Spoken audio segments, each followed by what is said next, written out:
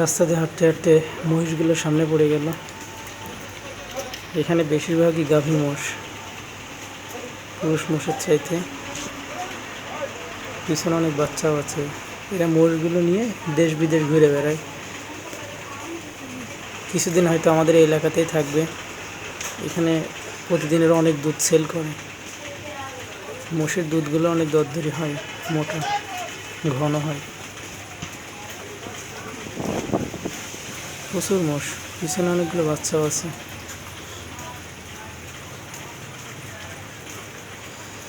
এরা দল ধরে চলে যায়, দল ছাড়া এদিক ওদিক যায় না। এগুলো সব বাচ্চা। আরে পিচ্ছিটা মনের মতন বাড়িচ্ছে ধরে। ওর পিঠের উপর একটা পড়লে বুঝতো কেমন লাগে। পিছের এগুলো সব মহিষের বাচ্চা।